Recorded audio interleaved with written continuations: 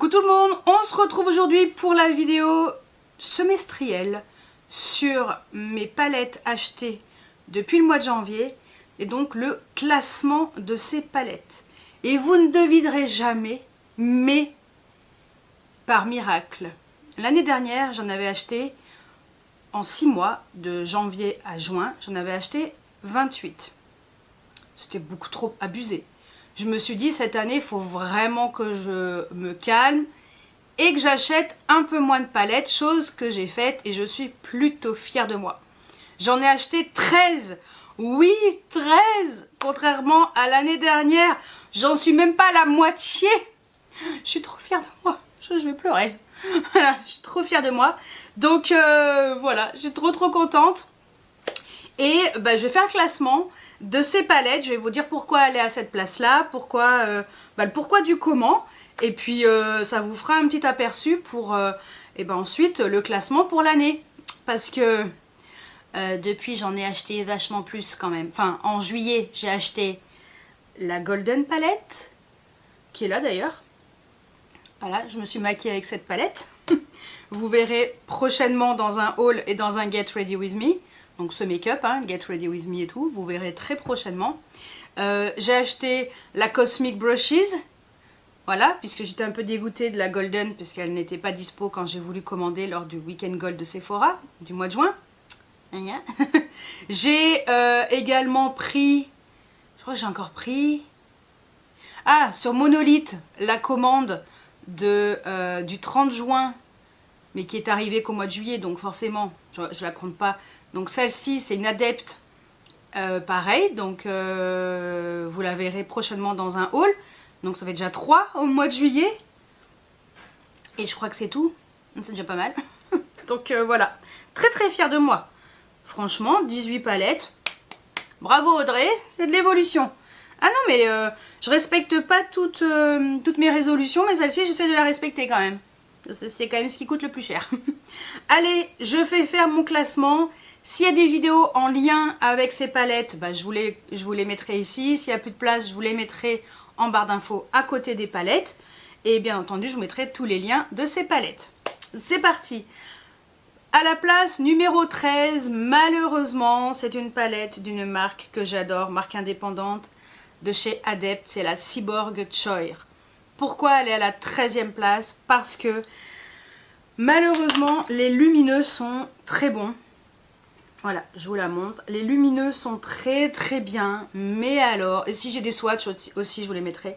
Mais alors, les mats, c'est une catastrophe. Et payer presque, payer 90 balles une palette avec des mats qui sont pas top, ça vaut pas le coup, c'est vraiment dommage. Par contre les lumineux ils sont très beaux, très beaux, mais voilà, c'est pas possible de proposer une palette à ce prix là avec une qualité très médiocre de fard mat. Donc 13e place pour la Cyborg Choir, malheureusement. De 12e place, de toute façon après à la fin, je ne vous donnerai même plus les places puisque je ne m'en souviendrai plus.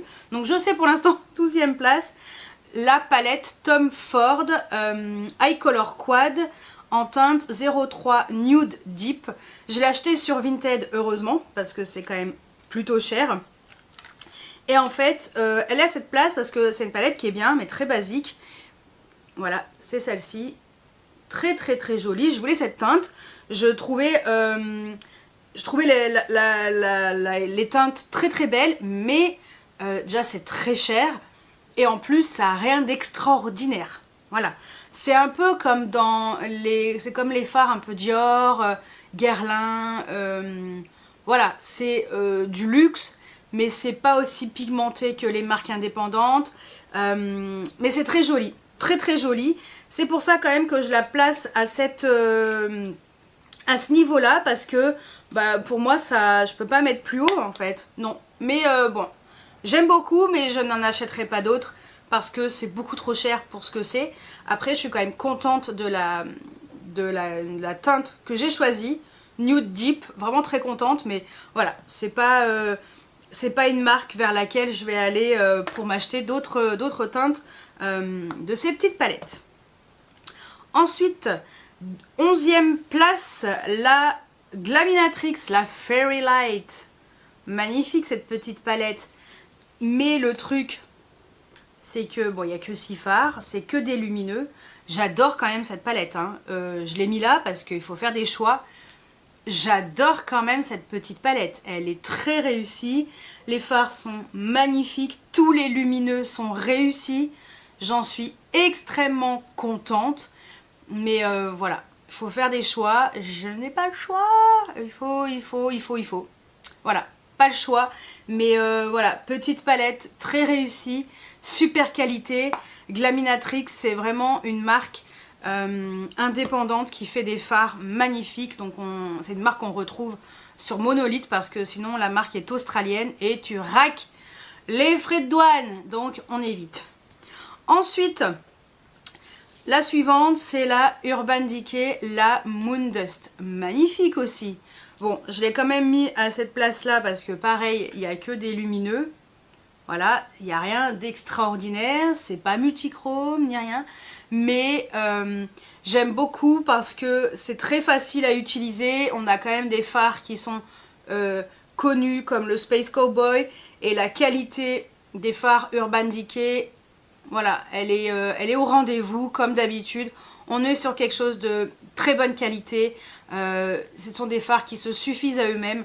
Magnifiques. Donc voilà. Mais j'ai obligé de la classer à cette place-là parce que les autres sont mieux. Ensuite, la Rogue de Fantasy Cosmetica. C'est une marque pareille, indépendante qu'on trouve sur Monolith. Moi, j'achète que sur Monolith. Ce sont des palettes qui ne sont vraiment pas chères. Et ce que j'aime dans ce genre de marque, et en particulier dans cette palette, c'est que eh ben, on a vraiment des duochromes, multichromes. On a des mats qui sont bons, qui sont assortis au fard et qui se travaillent à merveille. Et voilà. Non, franchement, Fantasy Cosmetica, c'est une petite marque indépendante qui fait des fards de ouf. Et il y a toujours une harmonie intéressante. On est toujours surpris par les fards. On s'attend à avoir un violet et en fait, on se retrouve avec un turquoise. Enfin, voilà. Et celle-ci, voilà, elle déroge pas à la règle et elle fait vraiment partie voilà, des palettes Fantasy Cosmetica que j'adore. J'en ai 3 et je l'aime vraiment beaucoup. Ensuite, la Cosmic Brushes, la Winter Wonderland. Magnifique. On dirait qu'il n'y a que des bleus à l'intérieur, mais en fait, pas du tout. C'est ce que j'aime dans cette palette, parce que on a également du violet. Moi, j'adore le violet. On a des fards qui sont multichromes. Alors, j'ai pas tout utilisé, mais ceux que j'ai utilisés, franchement, c'est une belle surprise. Et c'est une marque qui fait des palettes extraordinaires. Et comme je vous ai dit, j'ai commandé une autre palette qui est sortie récemment. La teinte la plus chaude dans les nude chauds. Mais voilà, il y a une variété de nude chauds extraordinaire. Et la qualité des fards est sublime. Et on peut faire des très très beaux maquillages. Pas obligé de faire que du bleu. Et voilà, super qualité, Cosmic Brushes. Et puis surtout, un rapport qualité-prix, mais c'est des palettes qui coûtent une quarantaine d'euros, quoi. Donc, bien sûr que je la place à cet endroit-là. Ensuite, la Fantasy Cosmetica, mais cette fois-ci, la Druide. Et ça, alors celle-ci, elle est extrêmement étonnante. Voilà, on dirait qu'il n'y a que du vert ou un petit peu rose et tout. Non, non, non, pas du tout. On a des duochromes vert rose, on a des duochromes vert marron, on a du prune, on a des verts un petit peu duochrome jaune. Je sais pas si on va voir là dans le reflet. J'ai pas l'impression qu'on voit très très bien dans le reflet. Mais elle est très très étonnante cette palette. Les mats sont extrêmement bons aussi. Pareil, facile à utiliser et moi franchement j'adore. Et voilà. Je regrette pas du tout cet achat non plus. Et j'aime vraiment beaucoup Fantasy Cosmetica et je trouve la qualité de leur petite palette hyper intéressante. Ensuite, la Pretty Grunge de chez Huda Beauty, parce que je l'ai acheté en 2024, après tout le monde, en mois de janvier ou février, je sais plus. Alors oui, oui, oui, oui, oui, oui, oui, oui, oui, oui, oui, je voulais pas l'acheter, non. Et qu'est-ce que je regrette pas? Pouf, la bombe atomique, cette palette, vraiment, elle est réussie. On a des fards froids, des fards lumineux. Il y a un phare qui sert à Cud, celui-ci, le grunge, il est crémeux, moi j'aime pas ça, un peu gras, non, mais le reste est extraordinaire. La qualité de cette palette est extraordinaire. Franchement, j'ai adoré l'utiliser en début d'année.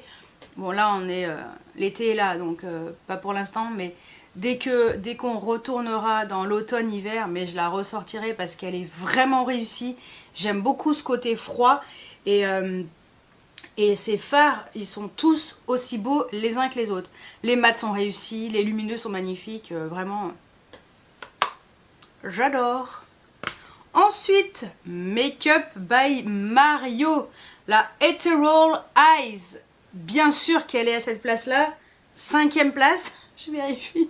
5e place parce que c'est la palette qui est hyper facile d'utilisation. On a des fards pour tous les jours, trop fastoche. Les lumineux, ils sont magnifiques. La qualité... Mais je comprends l'engouement en fait, tout le monde en parlait en bien, mais on l'avait pas encore en France, donc aucun intérêt. Et quand c'est arrivé chez Sephora, je me suis dit allez, je vais me la prendre, on verra bien, de toute façon, on me dit du bien de cette palette, j'entends du mal et j'entends du bien. Et j'aime quand c'est duochrome, multichrome et tout, mais quelquefois pour tous les jours, quelque chose de fastoche. Ça, très fastoche.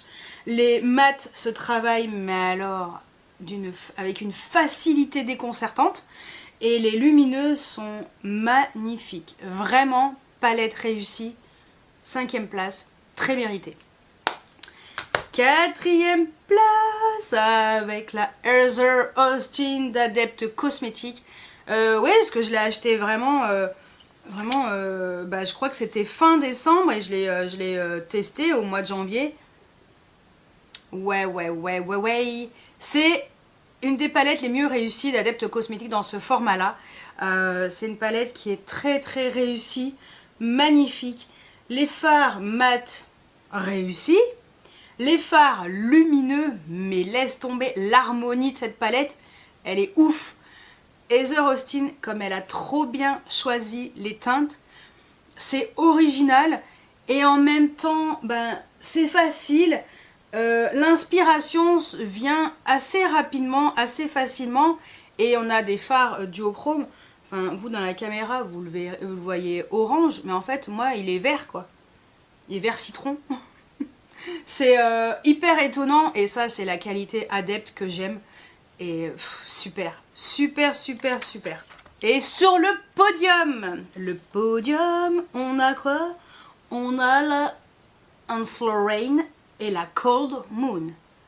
Magnifique. 3e place parce que vous allez voir les deux dernières.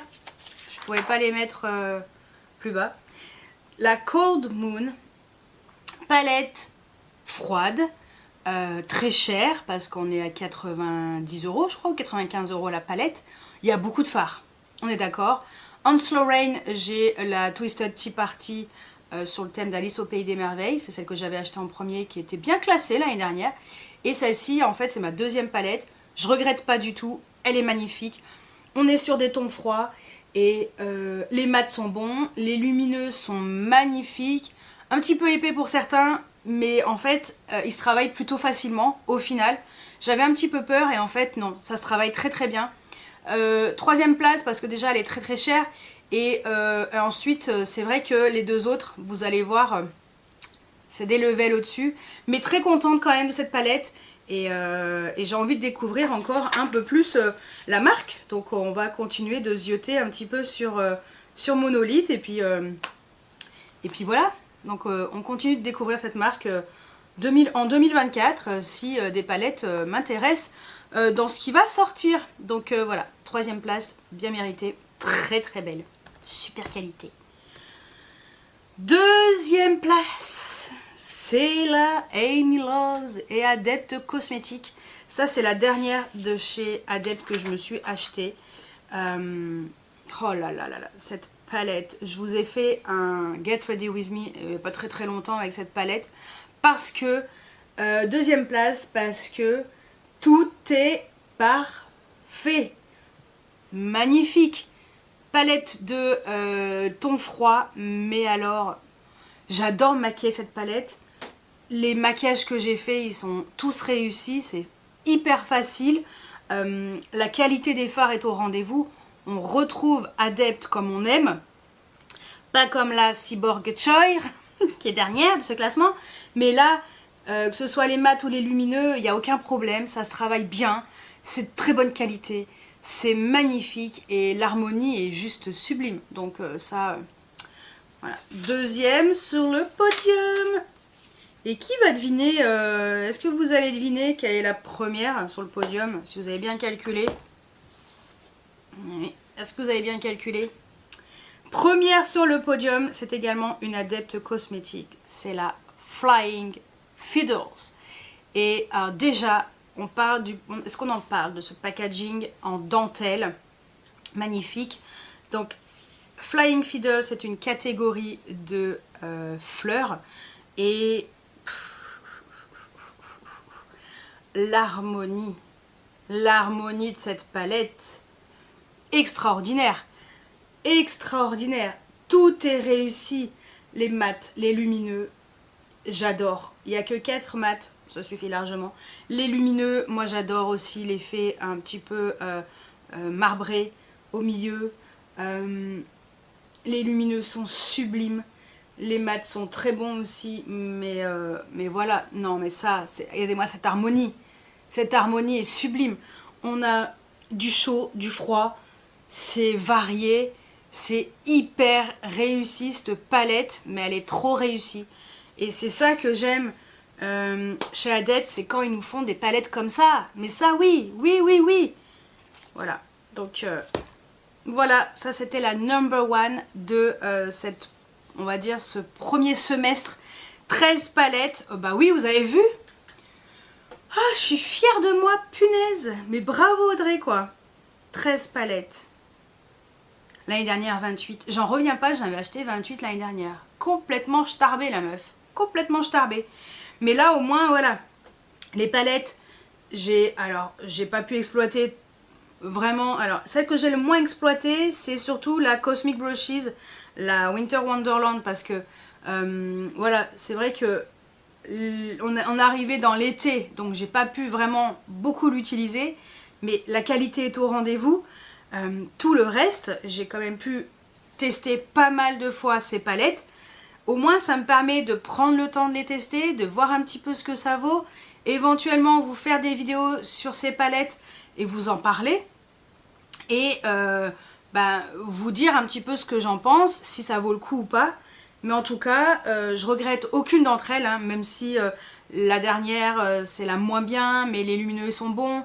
Donc voilà, c'est juste une question voilà, de goût et de facilité d'utilisation. D'habitude c'est beaucoup plus facile pour Adepte.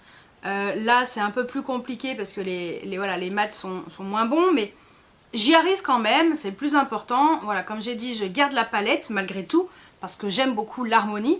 Mais voilà, donc très contente de ces 13 palettes. Dites-moi si vous auriez classé dans le même sens, on va dire les 5 premières. Est-ce que vous êtes d'accord avec moi ou pas sur ce classement?